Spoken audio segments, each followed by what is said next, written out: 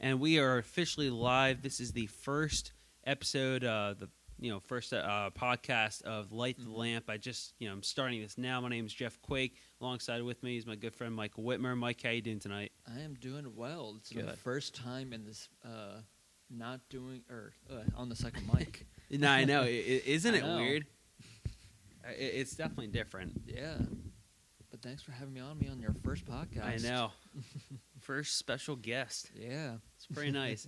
But I got this podcast equipment for Christmas, and I finally got things up and running. Did a couple tests, and finally got somewhat familiar with the board. So we are officially live, Somewhat. good to go.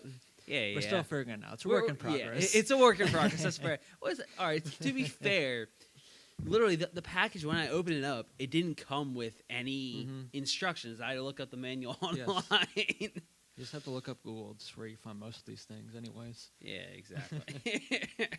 So there's They're probably just like, look it up on Google. Yeah, right. Who needs a Whoever came up manual? with this, they're like, all right, I'm lazy.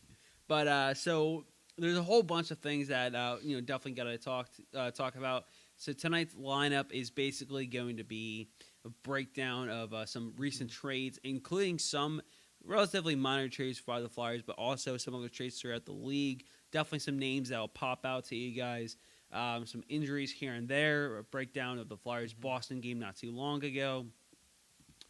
And Talk about Montreal a little bit. Yep, Montreal. You got game tomorrow night, you actually tomorrow. got two suspensions that will bring up. One of them is actually about a Montreal player. You probably already know what's going on there, but If you are not. yes. But what we're going to start off with is the trade tracker. First things first, the biggest trade is Nino Niederreiter of the Minnesota Wild got traded to the Carolina Hurricanes, 1-for-1 deal in exchange for Victor Rask.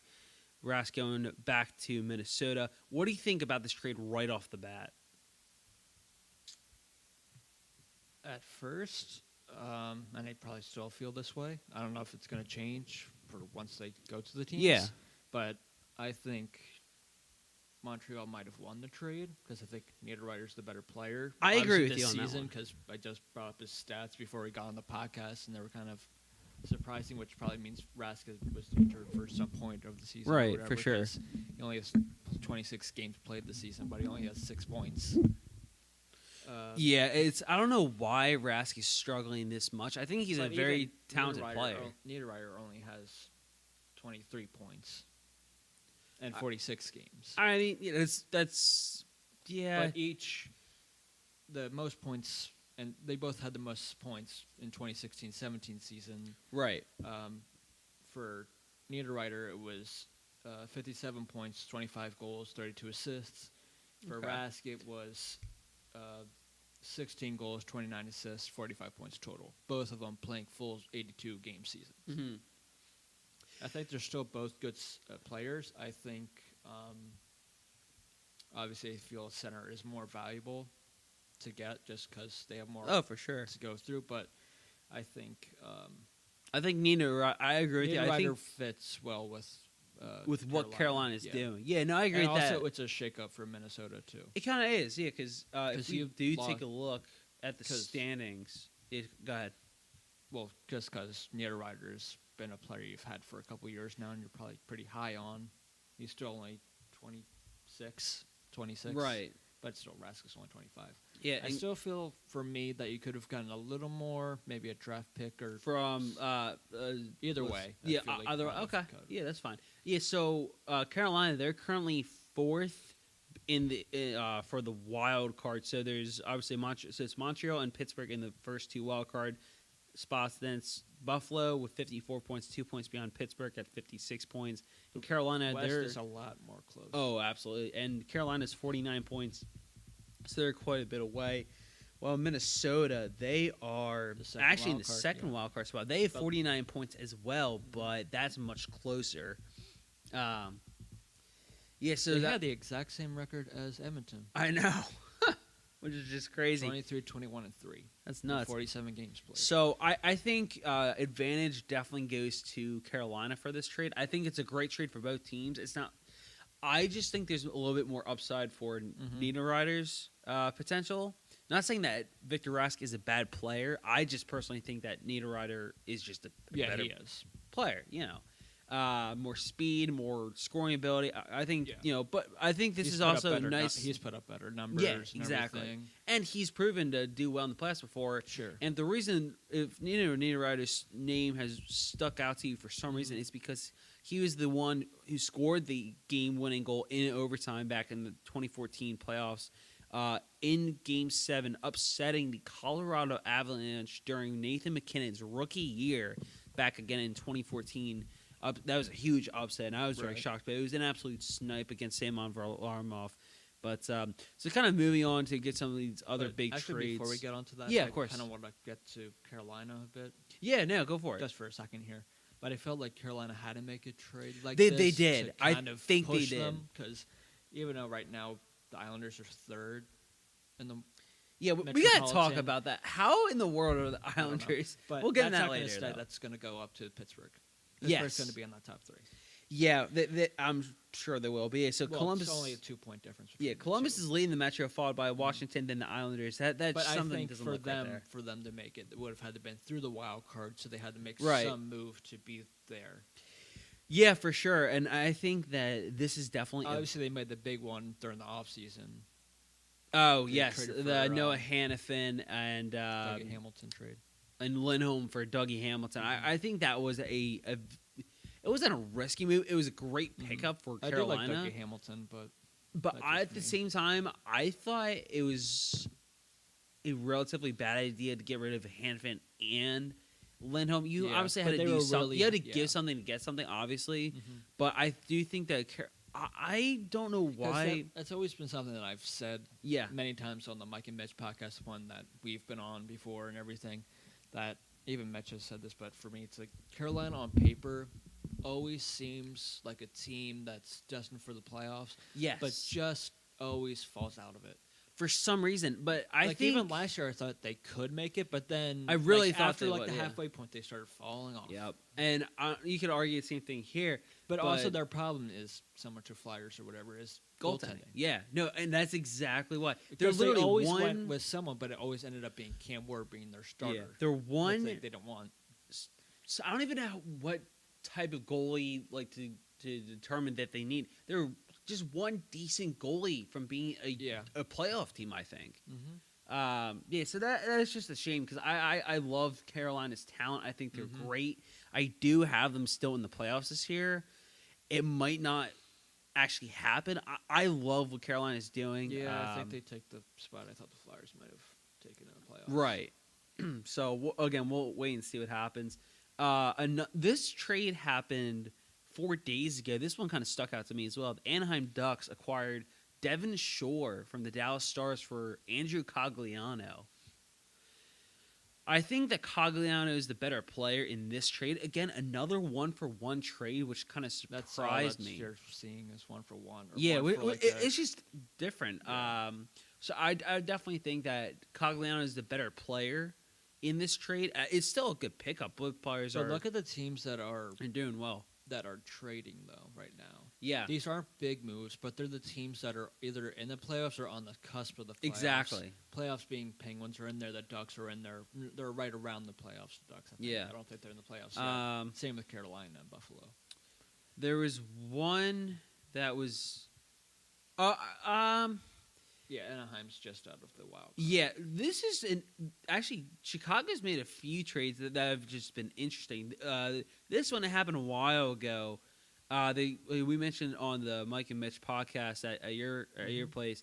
It was just Brandon Manning and Robin Norrell from Chicago to Edmonton for Jason Garrison and Drake Caggiula. I thought that was just an interesting one. Another one that Chicago made just a week ago. This one, I think they kind of got the better end of the deal. They traded Tampa Bay Lightning. Tampa got Ruda, and a 2019 7th-round pick from Chicago for Slater Koek, and a 2019 5th-round pick. I don't know. I'm sure. I guarantee you, Tampa Bay's scouting sees some sort of upside in Jan Ruda's game because I think Koek is actually a great player, and a future top 6 defenseman, especially with whatever team he plays for. But I think there's more upside to Koek's game than most people realize. It's a very underrated name. He's a relatively bigger defenseman, right? But it's obviously. Defenders are another one that takes a little longer to kind of see if they right. come out. He was the 10th overall pick in 2012 for Koek. Right. It's 6'2", 193 pound, 24-year-old defenseman. I like this trade a lot more for Chicago. It doesn't really make much sense on Tampa Bay's side, but I that's just my opinion. Yeah. I think that Chicago got the better end of the deal for sure. This is an interesting one. The Wild did acquire, so this is a few days before the Niederreiter trade. They acquired Pontus Aberg from the Ducks. Aberg, thank you, for Justin Kloos. So I don't know much about Kloos. I do know Aberg. I think Aberg's a pretty sharp young player. The Penguins yesterday traded Derek Grant for Joe Blandisi. Blandisi used to be a member of the New Jersey Devils. He's kind of a best way to describe his game. It's a very chippy game. He had that infamous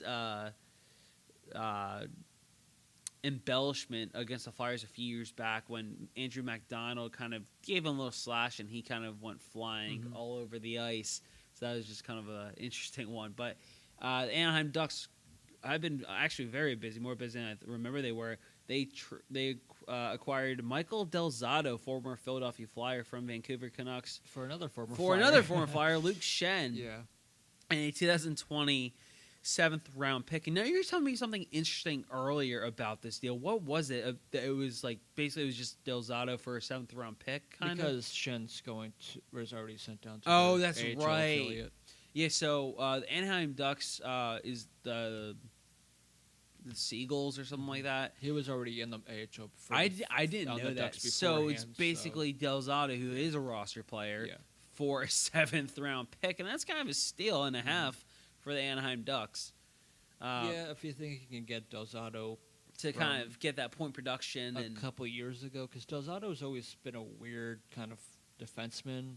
Because when he was on the Rangers, you had high hopes of him. You did, because but then he fell off a little, came back a little bit Philadelphia, but he was with so it was Rangers then Nashville. He's only 28. Yeah, which is kind of surprising because so he spent 5 years with the Rangers. Yeah, 1 year the best he's played. Exactly, with 1 year with Nashville, and then 3 with Philly. He's been in Vancouver ever since. For 2, but now in Arizona. And his best years really were in New York. 37 points his rookie year, then 41 2 years later. Kind of dipped down way down low. His first year in Philly, 32 points, pretty sharp there. But because he was a 20th overall pick in 2008, there was a lot of upside to Michael Del Zotto's game. That was the thing with him. Very offensive also, if talent. you think of that defense from right around the 2008 on for the Rangers. Yes. Mark Stahl and all of them, all the guys kind of on the Rangers or on the Tampa Bay now, but in their prime there in New York. Dan Girardi as well. Pretty much the Stanley Cup winning Rangers in 2014. Right? They won that. They did not. No, they didn't. They lost to the Kings in they did. 5. Right. At least on the East they won. Yes. But you know what I was trying to say. Yeah, that I kind know of what you're defense, saying. he had a good core around him to help build his game up more. Yeah, I agree. But so now we can kind of get into the two Flyers trades. I guess the first one I can talk about is the Wheel 1, because it happened first. So that one, this is it wasn't surprising. It was just both were kind of interesting. So this happened a week ago. The Arizona Coyotes traded for Jordan Wheel in exchange for defenseman Jacob Graves and a 2019 6th-round pick Jacob Graves is an ECHL defenseman. They just like picking up Flyers players. They do. Top picker early in the season. Not that they kind of had to because they had. Yeah, not only that, issues, but Pronger's contract from a few years ago. Nick Grossman as well, and Nick Cousins.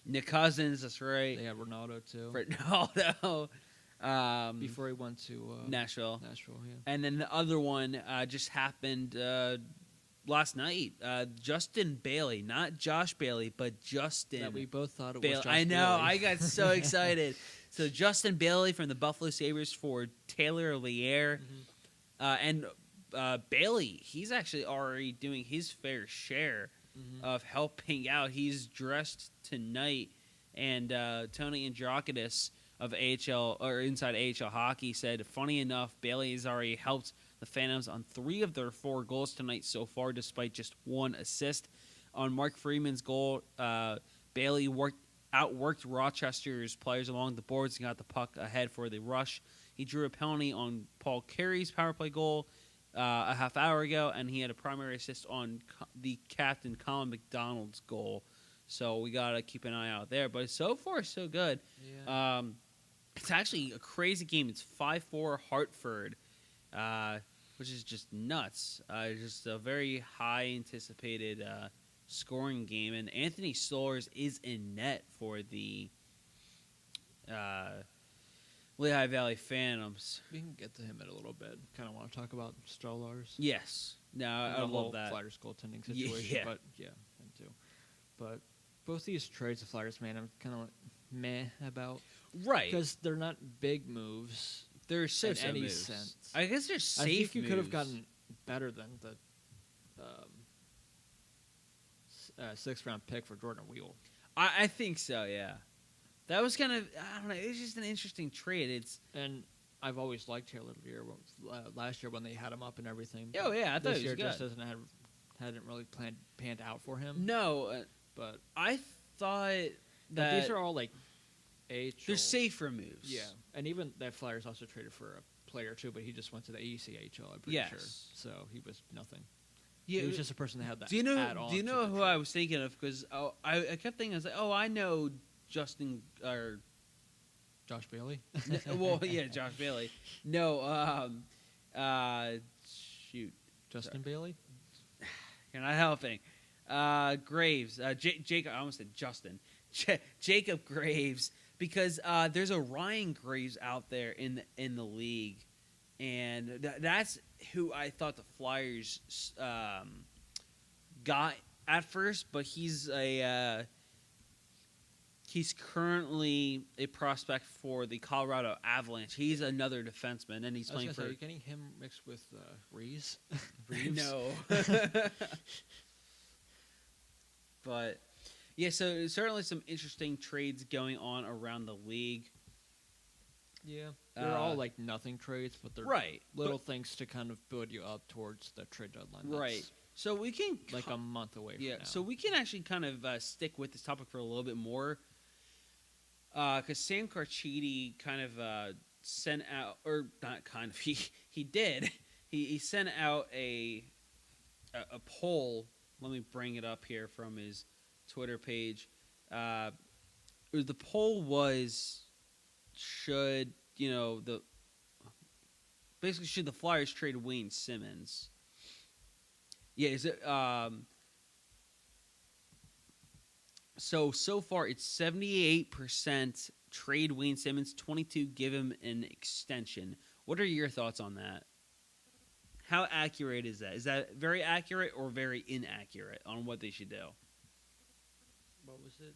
So 78% voted yes, trade Simmonds. 22% said give him a contract extension. I still say trade him. I agree with that. I thank Wayne Simmonds for all that he's done for this organization, and I think he's been a tremendous asset, a fantastic player, and but honestly, just one of those great guys on and off the ice, and you can never really replace. But I still believe JVR kind of replaced him when they. Yes, no, I agree. You can argue he's one of these guys that's going to be hard to replace. He's hard to replace. It's not that in you the fact can't that replace him, but it's going to be hard to replace him. The same reason why people or want to try to go up against Washington is because of Right. Tom Wilson. They want a kind of guy Yeah. like Wayne Simmonds who's going to hit. Exactly. Because there's very few players like that, and that's why people want him. A good power forward who can put up points. Right. Where JVR, he won't do the hitting, but he's still a power forward. He's still a power forward and still that power play kind of net front presence that Simmonds is. Right.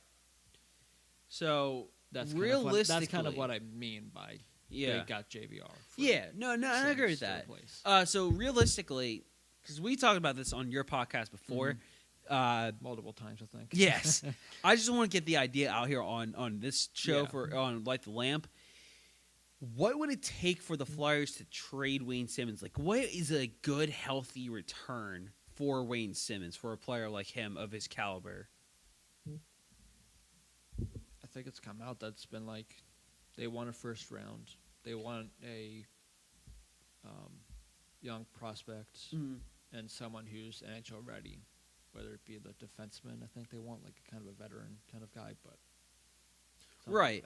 Carchidi, because someone said, they asked, Sam himself, like, how interested in how you voted and why. Carchidi's on that end of the deal where he would trade him. He said, I would deal him for a first rounder and a prospect, and then try to re-sign him. Here's also why trade him too, because there's no one else on this team. I think you can't get as much as you would unless you trade some of the younger guys, young prospects or whatever, that have good trade value than Simmonds in a return. Mm-hmm. At least at the moment, or at least right now at the trade deadline. Any further than that, you're not going to get that great of a deal.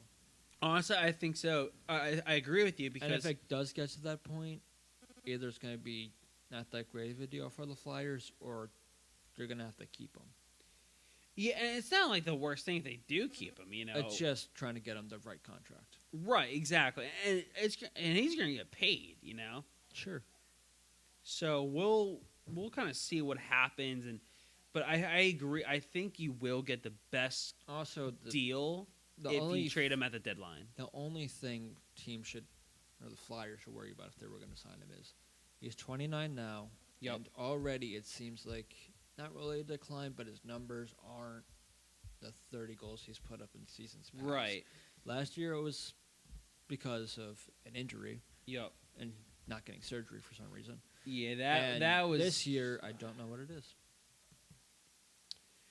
I'm not sure. It's just I don't think it's because he's 22 points in 47 games, 15 goals scored, 7 assists. Okay, that's not terrible. No. Wayne Simmonds' numbers, I feel like, would be a little higher. I think maybe that's why I feel that way because most of his production is on the power play, and the power play has been terrible this season. Yeah, I think the power play has to get switched up somehow. That's the majority of how he produces, right. Yeah. No, I agree that that's certainly fair. They did try changing the power play. They put 5 forwards. It's just something. It doesn't matter like who you put on there. I think the entire power play system has to change. It's too predictable. If you look at every power play in the NHL besides the Flyers, their passes are kind of slow. They're not crisp. They're not tape to tape all the time. If you look at all the other teams in the NHL, they're very fast. They're right to the point. They're right on the stick. They're very quick passing. They don't stand still. But when they are, it's for a great reason. They are also predictable, though, because the Winnipeg Jets and the Tampa Bay and Washington all have predictable power plays. They're all looking to get either so like Line Ovechkin, Stamkos, or Kucherov at one-timer. Yeah, they're trying to get him open to get that slap shot off. No, I agree with that. But here's the thing: that's the difference is that everyone knows it, but yet all three of those teams they still do a tremendous job of getting open. This is a weird season for their power play because every other year the Flyers have either been about average or a little above average for power play wise, right? Because they were always good passing wise. Because the reason why the power play is at least first unit, second unit's been terrible for years now. The first unit's always been around Giroux. Yes, Giroux is the reason why the power play is good, and Ghost, but Ghost is now off it because it's 5 forwards. Yep. Yeah, no. So I think overall, it's kind of something needs to certainly. They also do the same thing when they're not on a power play. Yes. Their thing is, if they can't, they either try the tic-tac-toe thing where they give it to Simmonds up front. They went away from the Shen, Hartnell, and Couturier a little bit of the slight fade away, snapshot one time or top corner. They went away from that because teams were expecting it. Yeah. So Ghost kind of expands that. So you thought maybe Voracek can help you one-timer wise on the one side. Simmonds is always in that front, so he's that. But they always give it to Ghost or someone. They always shoot it from the blue line. They do. All the time. Which it works some of the time, but not all the time. And most of the time, if you're thinking about it, the more dangerous opportunity you're going to get, it's going to be probably behind the net. Yeah. You're going to have probably better opportunity than being up at the blue line. Or for the Flyers' sake, with Drew having the puck. Yeah. But at the moment, it seems like the Flyers, at least in Boston, were having trouble just trying to get zone time. Even though they did score on the power play. The second unit did. Right. Yeah, so no, I think that overall it's just, something's got to... That's the only loss you got in the wheel trade, because I said this on my solo podcast, the Mike Witmer podcast. Either earlier last week or this week, late last week, early this week, that that's one thing they're going to miss out of Jordan Wheel on that second unit, is he's one of the few guys who can actually enter the zone. Yeah. None of the other guys on that second power play unit can do that. Wheel was good at that. He was. I do wish him all the best in Arizona. Got a good player in him. They did. I think instantly they literally threw him on their top line already, which I think is great. I think for the right team, I'm not necessarily saying he's a true number one center, but he's still a young enough player. I didn't think that about Shen, but he's the number one center above Ryan O'Reilly in St. Louis. Which is a little shocking, I think. I think it's literally, What's also shocking is that St. Louis has said everyone is on the block, which means Tarasenko is on the block. I would and love... Mitchell put this sense to Tarasenko, me. yes. By the way, Mitchell, for those who don't know, Mitch is Mike's brother. Yeah. But what if Edmonton made a trade just somehow for Tarasenko? On McDavid's side. Imagine McJesus and Tarasenko together. Oh, Tarasenko isn't doing that great this year, but I feel like for him, trade Jesse Puljujärvi for Tarasenko. Why not? Maybe, but they're probably going to want more for Tarasenko. Well, no, I know, but I'm just saying, in that deal, trade Puljujärvi. Completely hypothetical. There's no rumors of it or anything, so don't look into this more than just a simple thought, a fun little thought or whatever. But yeah, just think of that. Or even, I think it wouldn't have been Puljujärvi, it probably would have been Nugent Hopkins. By the way, hold that thought. Justin Bailey just ripped home a goal to tie the game with 5 minutes left. 5-5. So he's a goal and assist in his debut for the Phantoms. The Florida might have been redirected by either Mikhail Vorobiev or Colin McDonald, but still, he's producing a lot, which is just nuts. So anyway, he had 20 points going into this game in the AHL. Sorry, go ahead though. I forgot what I was saying, honestly. Oh yeah, just the fun trade of if we were going to trade for Tarasenko, but yeah, that's what it was. It would have been Puljujärvi. It probably would have been Nugent Hopkins, and they've already said Nuge is not on the market. Yeah.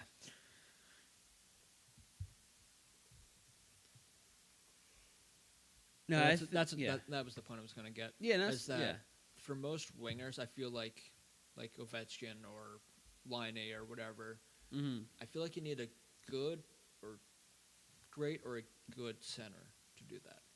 St. Louis doesn't have that, so Tarasenko doesn't have that luxury. He's not a center, so he's only doing so much. So he needs so much out of his centers to help him out there. Sure. Which is either Braden Shen, which most of his career, at least Flyers-wise, was not really on center until near the end, and now in St. Louis. And Ryan O'Reilly, which I have my own things of Ryan O'Reilly. Yep. But yeah, because Ovechkin's always had Backstrom. Yes. to help him center wise and everything. So you know what I'm trying to get with. Right? No, I gotcha. Yeah, but no, I think it's certainly, and that's another thing. interesting. Tarasenko is more of a playmaker winger than Yes. a sniper winger. Yeah, I agree. He's just a tremendous talent. I think any team would be very lucky to have him. He's not in the All-Star game, I don't think. But yeah, Right. I mean, unfortunately not. But then again, it's he's having a pretty bad year, which he can't really help. Right. But yeah. Yeah, he's on the block, so it would take a lot for a team to get him. But just saying, Yes. he's out there. Everyone in St. Louis apparently is out there, so I think that means Ryan O'Reilly, who they just signed, is also out there. Yeah. Or traded for, sorry.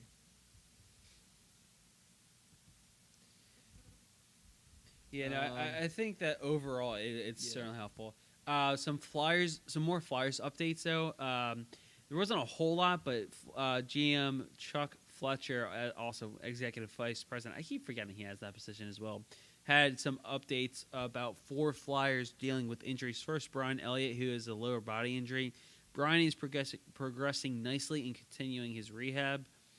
He's back on the ice, but there's really no timetable set for his return. Moose last appeared in the Flyers-Devils game on November 15th. He has missed 29 games due to injury already this season. It's also his third time going down from injury. It is, and he's a 6-7-0 record with a 2.59 goals against average, a .911 save percentage, and only 14 appearances. He hasn't been terrible for the Flyers. It's just the fact that right Neuvirth now, it seems like he's getting hurt a lot too. He is. I feel like it's every. A lot of people are thinking that the Flyers should trade for a veteran goalie. Yeah, Which someone's been throwing out there is Talbot or Jake Allen. Yeah, or Craig Anderson. Both of them, or Craig Anderson too. But both of them not playing great right now. No. But if I wanted one of them, it's probably Talbot just because he has an expiring contract at the end of the year. Fair enough. Actually, I do want to get into that in a little bit later. Sorry, continue your thought, but you just... I was just going to say what I prefer. Is just I don't know which one would be better for Carter Hart. Because I think at this point, it's probably Craig Anderson, I would imagine.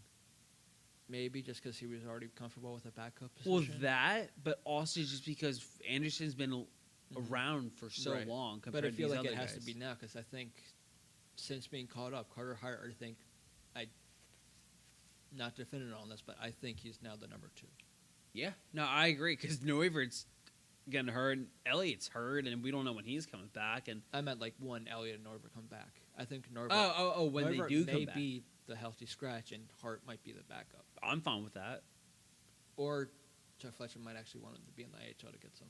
Nah, I know because it's so tough to decide what to do because I don't think one. We can get to this in a little bit when we talk about the Flyers goalies because I was about to bring stuff. There's a report because there's something that got brought up that you mentioned that sparked my memory about Cam Talbot. I'll get into that in a little bit. Corbin Knight, he's an upper body injury. He apparently did see the doctor earlier today for his next follow-up. That's who it was. He's progressing very well, and hopefully we get the green light for Corbin to advance on and off the ice. He was injured in the Flyers-Islanders game on October 27th, placed on injured reserve the next day. He's appeared in only 3 games for the Flyers this season, going scoreless and averaging 7 minutes and 16 seconds of ice time per game. He doesn't have his North Dakota part here anymore. So no, he does not. You can't bank on that to be But playing. it's just, what is going on with Corbin Knight? Because, let's say when he does get healthy, what happens to him? Does he get sent down? I don't know. I really don't know. Because, before he was safe to say that when he was healthy, he would get playing time. But it's just, I feel bad for the guy. He's just the only reason why I don't know is Weiss, because we still don't know what's going to happen with him. Yes, and I'll bring that up next. And with this going through waivers and clearing and everything, and there's been trade talks that they're trying to trade him, it seems like. Well, we'll get into this now because you kind of bring it now. But there's also the fact that Yori Laterra. Yeah. I don't know if I think the NHL might be doing the investigation. I'm not really sure. They are, from what I understand. I could be wrong. He's still playing, and Just love how Flyers Twitter blew up after he I had know. the hit the other night. Yeah. And that they're like, lock him up forever. Yeah, right. Suspend him for the rest of the season. But Take him away. The only reason why this is bringing me back to Corbin Knight is that maybe he might play because there's an extra spot now. There kind of is, yeah. It's if you're reading between the lines, there is that extra spot. Right now, their extra, extra player is Fullen. Yeah, that's true. But I'm okay with that. Yeah. Yeah, so kind of going towards Dale Weiss, since we kind of got it brought up. So Dale Weiss, in case you haven't already heard, I'm sure you have, but Weiss got actually placed on waivers. He's cleared waivers. Now, for the second time this season, too. For the second time this season.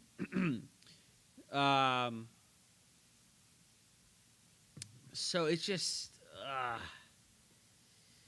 This is a weirder one. This is just the other one, very strange. The other one, he just kind of passed that point or whatever, the 30 days or whatever, or however many days it is. Right. But this one, it seems like they're either trying to preserve him so he's not hurt for a trade, or what? Because he's not been sent down yet. No. He's still with the team. He's just not been at practice, and he's not on the trip. He's not reporting to the, or he's not, going to the Montreal trip. He's not going to Montreal. He is getting he's getting a little longer break. Yeah, and it's interesting because so according to NBC Sports Philly, I have an article up here by John Bork, and basically, according to the article, it was confirmed earlier today that Weiss has been asked to stay at home and wait for a trade to materialize. I think it was from Bill Meltzer that said that. From who? Bill Meltzer. Bill Meltzer, yes. He has a tweet about it. Yeah, exactly. So Bill Meltzer, and then Bork has that in his article as well. How and when that happens will be an interesting development for sure. He signed through next season, $2.35 million per season, but it still was. My thing is that when the Flyers first signed Dale Weiss, they announced it. And this is a couple years ago when Hextall, of course, was still the GM. I thought, okay, this is actually, I don't mind this because I think, he's a pretty decent depth forward. And, after the year he had in Montreal, especially in the playoffs, I thought, okay, this could work out. But then I saw the actual deal. It was 4 years. Yeah. And it was like $9 million. I think what total? Hextall was hoping for was that not complete grinder player like a Ronaldo or a Tom Wilson, I guess, if you want to put him in there too. Right. He wanted someone who's kind of gritty, who will but drop the gloves and stick up for gritty. Yeah, I was trying not to say that. Oh, you have to though. I know. I love gritty. For the record, I guess he just didn't want Simmonds to always go after someone if someone's hit around. I think that's kind of why he brought him in. Yeah, kind of a fourth fair. guy, kind of healthy scratch, someone easy you can kind of put in there. Yeah, no, and you could definitely argue that. He's not been the worst forward. He is not. Because remember, that surprised everyone how well he was actually kind of doing at one point. PK-wise, he's not been horrible. He's had the Flyers' first shorthanded goal this season. Yeah. I know, it's crazy. So that's kind of what's going on with Dale Weiss. The whole thing's just bizarre. Yeah. But Go if ahead. you're looking for the Meltzer tweet from 9 hours ago, it was, per Gordon, Dale Weiss will not accompany the team to Montreal. He will start his bye week early. Still in Voorhees. He's skated on his own. Not sure what plan is with him after the All-Star break. Wow. Quick update, by the way, for the Fams. The game is heading to overtime. The Fams will get a point, but Hartford will have a 3-minute and 19-second long 4-on-3 power play going into overtime. So that's what's going on there. Also, a thing you also missed. Did you mention the Morin update? I did not. I was getting ready to, but we kept talking about Weiss and everything. I was like, all right, we got to talk about Weiss.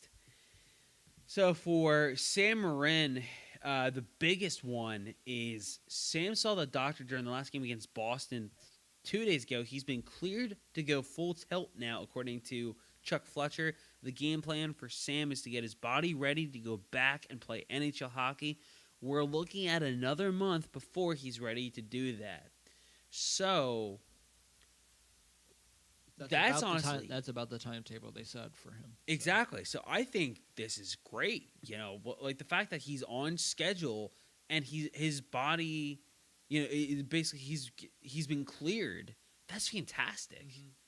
Because he tore. So basically, little recap: he missed the entire 2018-19 season following surgery to repair a torn ACL suffered in Game 4 of the Lehigh Valley Phantom's second round playoff series with the Charlotte Checkers back on May 9th of 2018.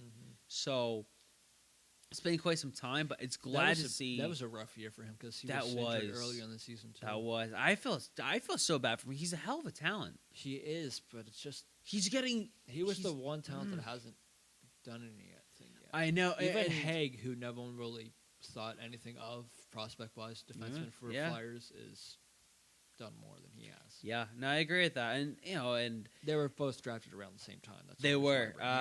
Haig, if I'm not mistaken, was drafted the same year, just a few rounds later. Yeah. But I just feel so bad for Morin. He's a great guy, great talent. They lost. Oh wait, no. Yeah, they lost.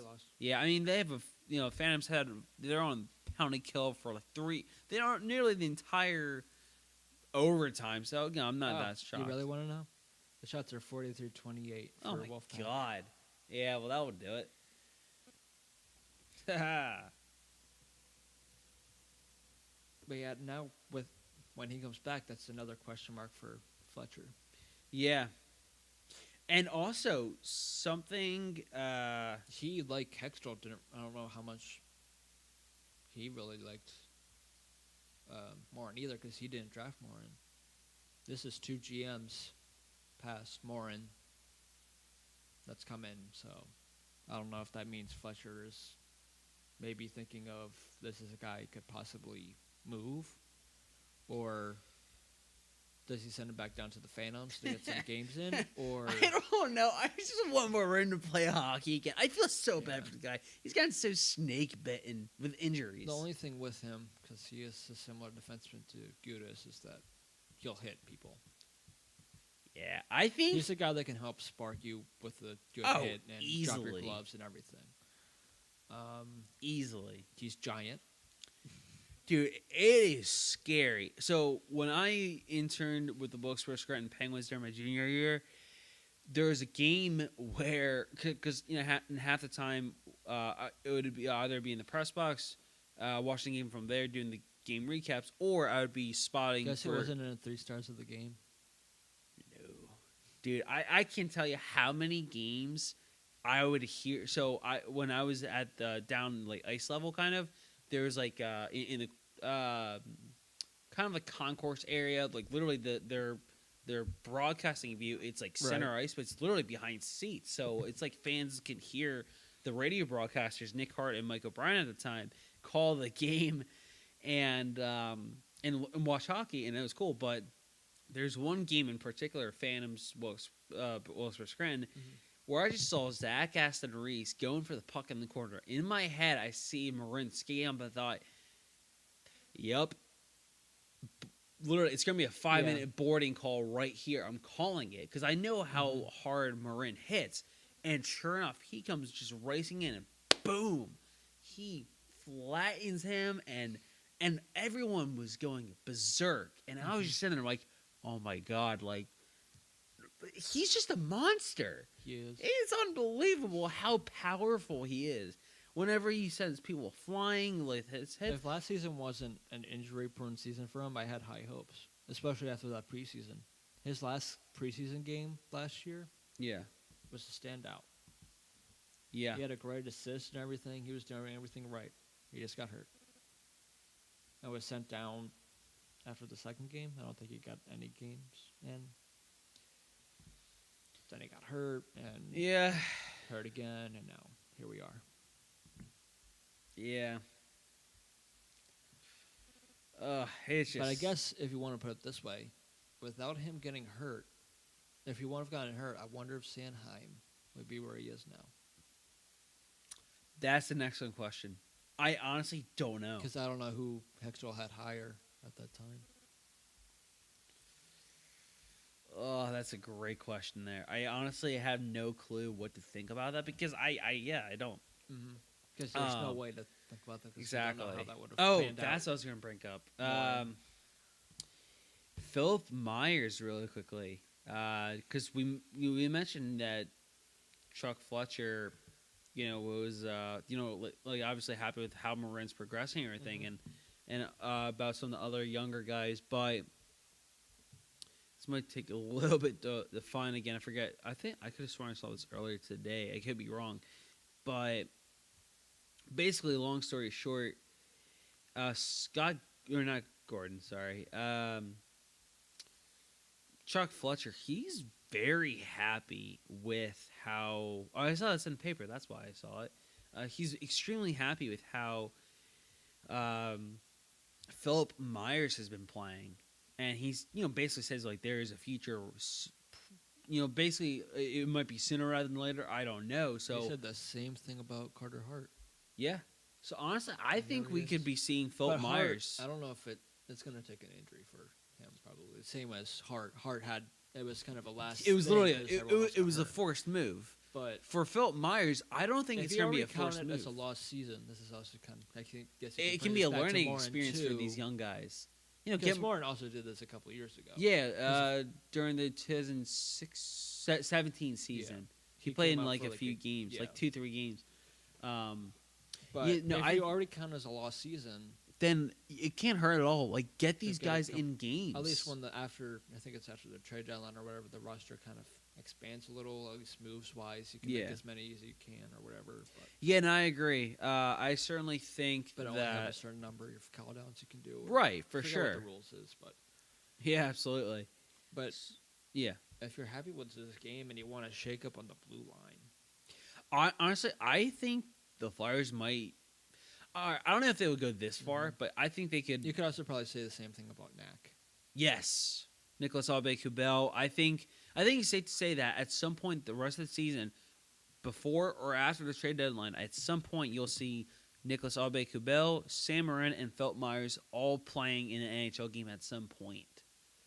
Yeah, you hope so. Yeah, for sure. But that was the other. I don't know if I don't think it's hurt the Flyers at all. Dice or helped. I don't know if it's hurt the progress or whatever. But if you think of everything went well, yeah, and that defense is the defense it is. Seriously, on paper, this team should be better. Oh, no. Hands down. This should be a second-round playoff team on paper, but they're not. On the ice. Right now, they're exactly what their record's showing, and I just don't get it. I am really befuddled I was just by more this. looking at the blue line. Oh, that, yeah. I was sorry. I was looking at the team as a whole. But, and their defense. Yeah, for sure. They're Even Mark defense. Friedman. Yeah. Mark Friedman was killing it not really killing it, but he was doing good. He had a better preseason than Phil Myers did. He did, and Philip Myers, he's going to be a stud. One last injury, and we can kind of get into two very interesting suspensions. Also, a big injury for the Wild. We'll get to in a second. Michael Neuvirth, of course. Lower body injury. Fletcher's update was Michael's doing well. He was evaluated by one of our doctors yesterday on January 17th. His timetable has not been set yet. He's doing very well through his rehab, and we're hoping to get him back on the ice late next week. He's missed the last 7 games to an injury in total of 28 games this season. So between him and Elliott overall, they've missed 57 games combined for those two goalies. Yep. And these were supposed to be your two goalies going into the season as your 1-2 punch. Well, that was the problem with Hextall, not really signing anyone this offseason or anything. So it's nuts. Really quickly, we'll get into suspensions. Matt Dumba has no timetable for return to the Wild after having surgery for a torn pectoral muscle. He's confident he'll be at full strength when he does, return from surgery. Tough blow for the Wild there. So if they, really want to do anything, they kind of gotta work their way around that injury.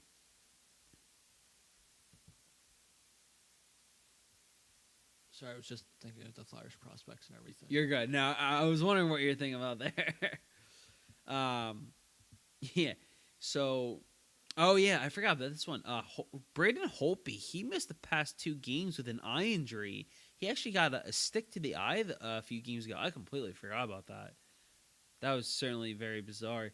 Guess who's gonna leapfrog over the Flyers tonight? Ottawa. Ottawa. They're winning 4-1 over Carolina with 4 minutes left in the third. Yep. Vincent Trocheck of the Florida Panthers returned to action after being out since November 19th with a broken ankle. And then you also have Thatcher Demko. He's making his season debut tonight against the Sabres.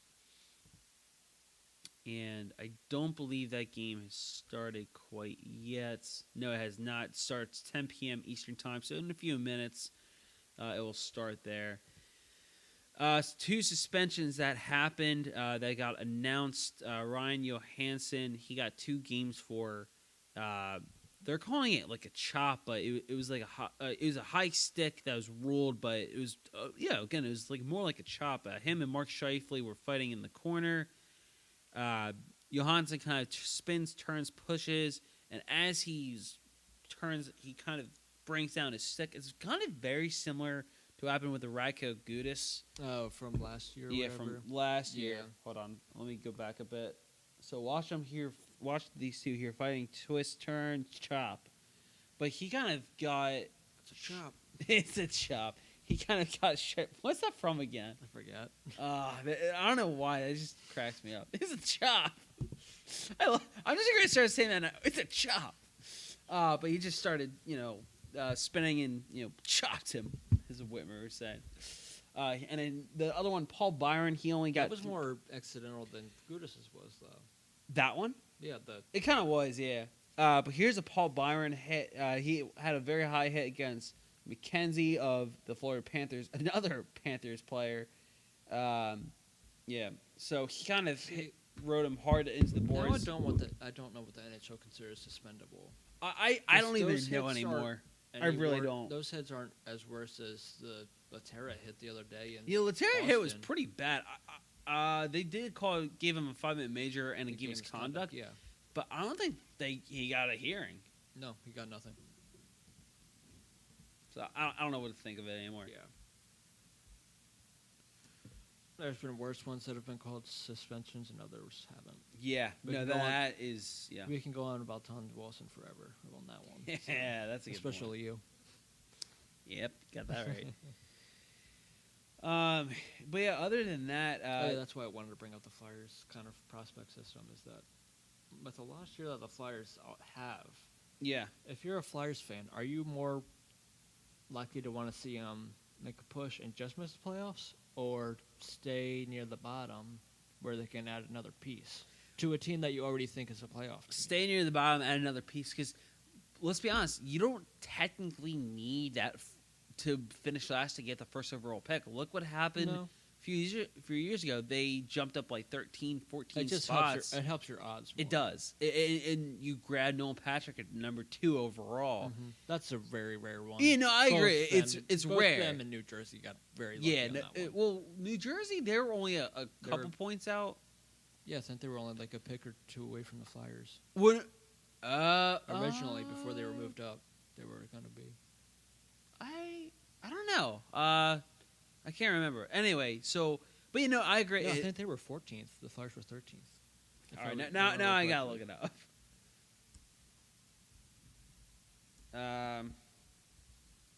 But so that's very rare. I agree. Now, this is just my thinking. Yes, because Ottawa is obviously going to be the last place team.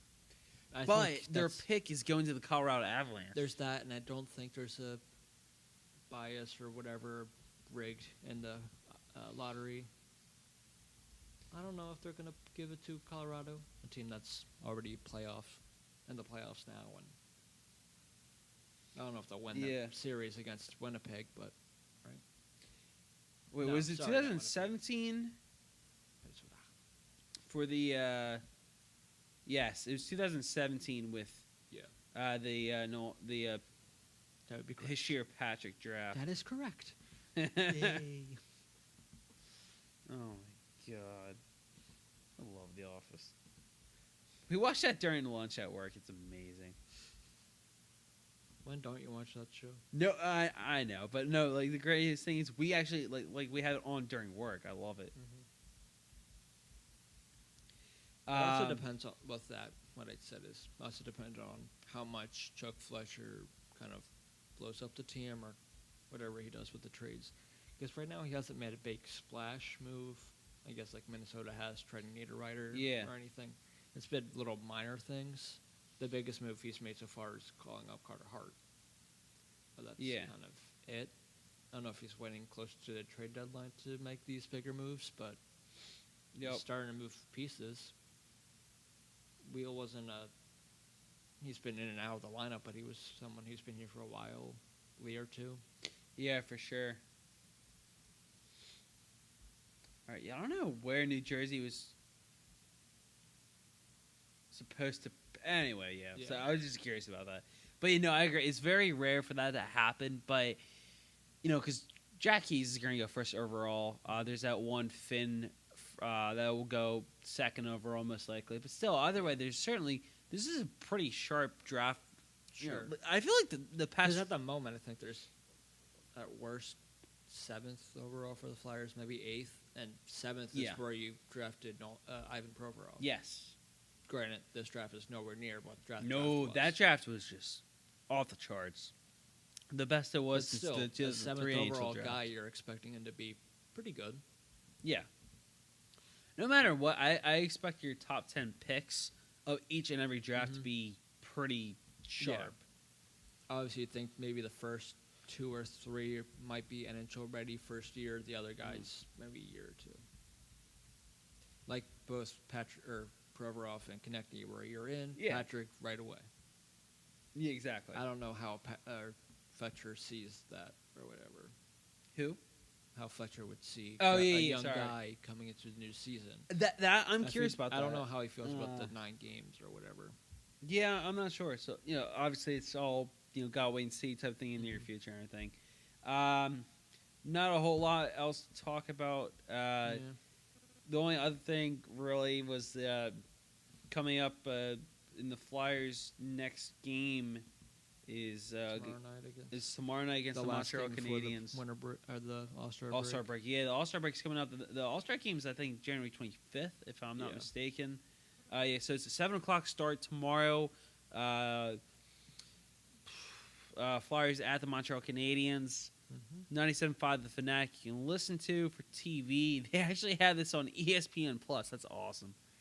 I'm sure for local channels. The game must be on TSN then. Yeah, but I'm sure for a local channel for Philadelphia, it's NBC Sports Philadelphia. Yeah, if the Sixers are playing, then NBC Sports Philly Plus.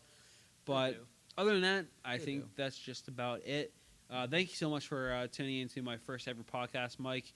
Thank you so much for jumping on board with this first one. It's been a pleasure to have you, man. Can't wait for many more.